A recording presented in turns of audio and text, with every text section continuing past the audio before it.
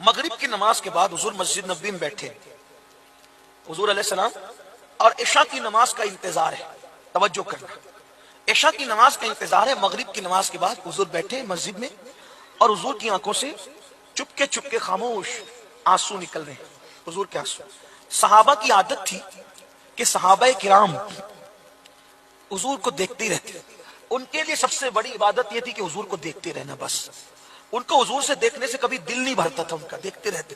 حضور بیٹھے مسجد میں، چپ کے خاموش آنسو نکل رہے ہیں، داڑھی شریف پر نچھاور ہو رہے ہیں۔ صحابہ نے دیکھا حضور رو رہے، آنکھ میں آنسو ہے، قریب گئے۔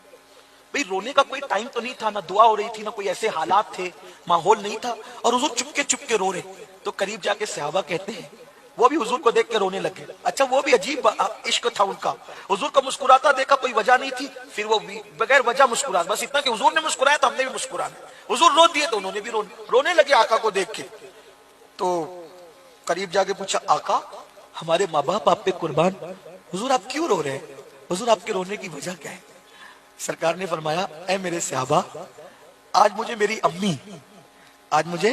میری امی جان سیدہ آمنہ کی یاد آ گئی، آج مجھے میری ماں یاد آ گئی ہے، اس لیے میں رو رہا ہوں۔ اور حضور رو پڑے، سب رونے لگے، کیونکہ سیدہ آمنہ کا ذکر ہے، بہت پیاری ہستی ہے سیدہ آمنہ۔ کسی کا بیٹا موسیٰ کلیم اللہ ہے، کسی کا بیٹا ابراہیم خلیل اللہ ہے، کسی کا بیٹا عیسیٰ کلمت اللہ ہے، لیکن آمنہ تم میری ماں کی شان کی مالک ہو، تمہارا بیٹا محبوب خدا ہے، کائنات کا تاجدار ہے، تمہارا شہزادہ اللہ کا محبوب ہے، تمہارا شہزادہ وہ ہے جو خدا کو دیکھنے معراج پہ جاتا ہے۔ کیسی ماں ہے سیدہ آمنہ، میرے ماں باپ ان پہ قربان، میری اولاد، میری جان، میری نسل ان پہ قربان۔ اللہ سیدہ آمنہ کے صدقے ہم سب کی دنیا آخرت کو بہتر بنا دے۔ اللہ سیدہ آمنہ کے صدقے، سرکار عبداللہ کے صدقے ہمارے ماں باپ کو لمبی عمر دے، وہ ہم سے راضی رہے، ہماری اولاد ہماری فرما بردار بنے، نیک وکار بنے۔ اللہ اکبر۔ میرے آقا نے فرمایا، آج مجھے میری امی جان سیدہ آمنہ کی یاد آ گئی، یہ کہہ کے رونے لگے تو سب صحابہ رونے لگے۔ اور جب سب رونے لگے، روتے روتے سب کو پھر افاقہ ہوا، یعنی کچھ آرام ہوا، روتے روتے حضور آرام ہوا تو سب کو آرام ہوا۔ پھر میرے آقا نے فرمایا، توجہ سے سنا، آقا فرماتے ہیں، اے میرے صحابہ، اگر آج میری امی آمنہ ہوتی کتنا اچھا ہوتا۔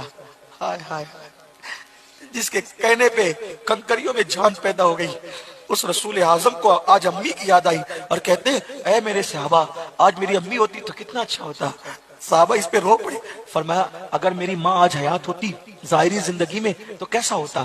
صحابہ نے پوچھا، آقا کیسا ہوتا؟ تو سرکار فرماتے ہیں، اے میرے صحابہ، آج میری امی اگر حیات ہوتی ظاہری زندگی میں اور میں تم کو نماز پڑھا رہا ہوتا، میری امی حیات ہوتی ظاہری زندگی میں اور میں تم کو نماز پڑھا رہا ہوتا،